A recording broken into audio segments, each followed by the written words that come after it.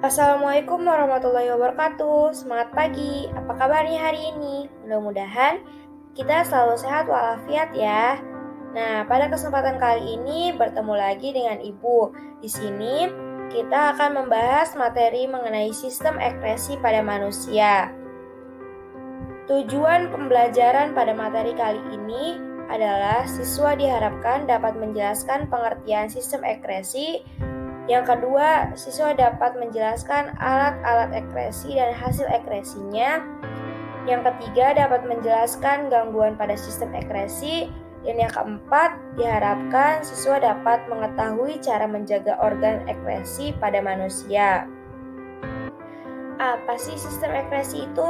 Sistem ekspresi adalah sistem organ yang berfungsi untuk mengeluarkan zat sisa metabolisme.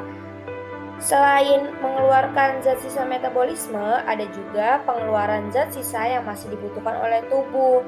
Contohnya ada hormon, enzim, dan air liur. Itu yang disebut dengan sekresi. Ada juga pengeluaran zat sisa pencernaan makanan berupa feses. Itu yang disebut defekasi. Alat-alat ekskresi pada manusia terbagi menjadi 4. Yang pertama ada ginjal. Ginjal berfungsi untuk mengeluarkan urin. Ada kulit berfungsi untuk mengeluarkan keringat. Ada paru-paru yang berfungsi untuk mengeluarkan karbon dioksida dan uap air. Ada hati yang berfungsi untuk mengeluarkan cairan empedu. Yang pertama ginjal. Fungsi ginjal yaitu untuk menyaring darah hingga menghasilkan urin. Di tengah perjalanan, ginjal juga berfungsi untuk menjaga tekanan osmosis darah dan menjaga pH darah. Di korteks terdapat jutaan unit penyaring yang disebut dengan nefron.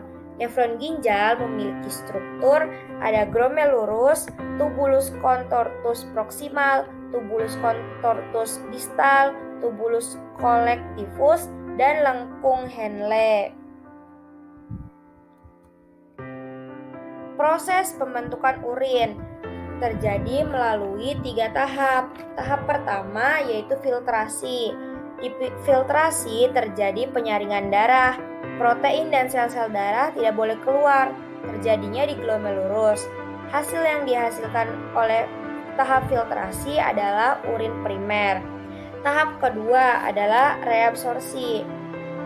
Pada tahap reabsorpsi, penyerapan kembali glukosa dan asam amino terjadi di tubulus contortus proximal atau TKP. Hasil dari tahap ini adalah urin sekunder.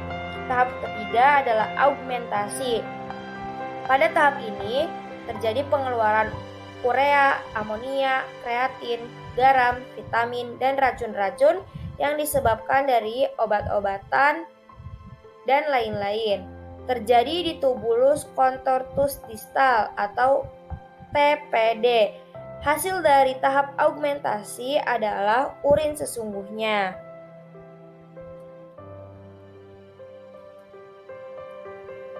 Alat ekskresi kedua ada kulit. Kulit berfungsi sebagai alat ekskresi, sebagai pengatur suhu tubuh, sebagai alat indera peraba, pelindung tubuh, menyimpan lemak, membentuk vitamin D dari provitamin D. Kulit adalah lapisan terluar tubuh yang terdiri dari 3 lapisan, yaitu ada epidermis, dermis, hipodermis, atau subkutan. Yang pertama, lapisan epidermis. Lapisan epidermis terbagi menjadi 2 lapisan, yaitu ada lapisan tanduk dan lapisan Malpighi. Lapisan tanduk adalah lapisan yang terluar dari epidermis, tersusun atas sel-sel kulit mati yang selalu mengelupas. Sedangkan lapisan Malpighi adalah lapisan yang terletak pada bagian bawah lapisan tanduk, tersusun atas sel-sel yang selalu membelah dan sel-sel yang berpigmen. Lapisan dermis. Di dalamnya ada kelenjar keringat yang berfungsi untuk menghasilkan keringat dan bermuara pada pori-pori kulit. Yang kedua ada kelenjar minyak yang berfungsi untuk menghasilkan minyak agar rambut tetap lembab. Yang ketiga, ada pembuluh darah yang berfungsi untuk mengalirkan darah ke semua sel. Yang keempat, ada ujung-ujung syaraf yang merupakan syaraf-syaraf penerima rangsang panas, dingin, sentuhan, dan tekanan. Yang ketiga, ada hipodermis atau subkutan. Terdapat jaringan lemak atau adiposa yang berfungsi untuk menjaga tubuh tetap hangat dan sebagai cadangan makanan. Fungsi kulit sebagai alat ekresi adalah mengeluarkan keringat yang berisi garam, urea, dan air. Kelenjar keringat ada di lapisan dermis dan bermuara di pori-pori kulit. Pada saat kalian berolahraga, contohnya, suhu tubuh kalian akan meningkat, lalu pembuluh darah akan membesar, lalu panas diantarkan ke kelenjar keringat, dan keringat keluar, lalu suhu tubuh kalian akan menurun kembali. Alat ekresi ketiga ada paru-paru. Paru-paru adalah alat respirasi atau pernafasan yang berfungsi menghirup oksigen yang dibutuhkan untuk menghasilkan energi. Reaksi kimianya yaitu glukosa ditambah dengan oksigen akan menghasilkan karbon dioksida dan uap air serta energi. Reaksi pembentukan energi tersebut melepaskan zat sisa yaitu karbon dioksida dan uap air. Sistem ekresi yang keempat adalah hati. Hati adalah kelenjar terbesar dalam tubuh manusia yang memiliki fungsi sebagai penawar racun, merombak sel darah merah, perombak protein, penyimpan gula dalam bentuk glikogen, dan mengubah provitamin A menjadi vitamin A. Sel darah merah yang sudah tua, sekitar 120 hari, akan diuraikan sehingga menghasilkan getah empedu. Bagan proses pemecahan sel darah merah, yaitu dari eritrosit ke hemoglobin ke bilirubin. Dari bilirubin akan terpecah menjadi dua, yaitu urobilin atau pewarna urin dan serkobilin pewarna feses. Nah, warna dari urin-urin yang dikeluarkan dari tubuh itu dibentuk dari urobilin, sedangkan warna feses yang keluar dari tubuh itu dibentuk oleh serkobilin. Protein yang berlebihan akan diuraikan membentuk urea. Urea tersebut kemudian akan disalurkan ginjal dan kulit untuk dibuang bersama urin dan keringat. Gangguan pada sistem ekresi. Ada batu ginjal. Batu ginjal adalah penumpukan kalsium yang mengeras di medula ginjal. Yang kedua ada nefritis, yaitu peradangan pada nefron akibat infeksi bakteri Streptococcus. Yang ketiga ada albuminuria, yaitu urin yang mengandung protein akibat kerusakan glomerulus. Yang keempat ada poliura, yaitu kekurangan hormon ADH sehingga urin menjadi sangat banyak.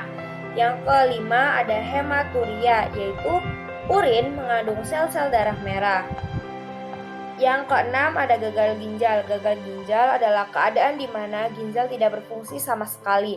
Dapat diatasi dengan hemodialis cuci darah atau transplantasi ginjal. Selain gangguan pada ginjal, ada juga gangguan pada sistem ekresi yang disebabkan oleh jamur dan bakteri, yaitu Scabies cutis panu atau kurap, yaitu merupakan infeksi jamur pada kulit yang menyebabkan gatal-gatal.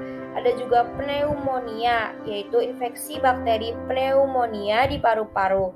Ada TBC. TBC adalah infeksi bakteri Mycobacterium tuberculosis di paru-paru. Ada sirosis, yaitu pembekakan hati, dan hepatitis, yaitu infeksi virus hepatitis di hati. Nah, untuk menjaga organ ekresi, caranya itu dengan tidak menahan buang air kecil, banyak minum air putih, minimal 2 liter per hari, menjaga kebersihan kulit, rutin berolahraga, makan makanan yang bergizi, menjaga pola istirahat, dan membuat ventilasi udara yang cukup. Sekarang saatnya kuis. Nah, pertanyaan pertama, sebutkan macam-macam organ yang berperan sebagai alat ekresi pada manusia dan zat-zat yang diekresikan atau zat yang dikeluarkan. Pertanyaan kedua, sebutkan 3 macam pola hidup untuk menjaga kesehatan sistem ekresi. Tuliskan jawaban kalian di buku tulis kalian ya, dan jangan lupa tulis catatan materi yang sudah dijelaskan sebelumnya. Kurang dan lebihnya mohon maaf, segitu saja materi pada pertemuan kali ini. Mudah-mudahan dapat membantu kalian dalam memahami sistem ekresi manusia. Wabillahi taufiq wal hidayah. Wassalamualaikum warahmatullahi wabarakatuh.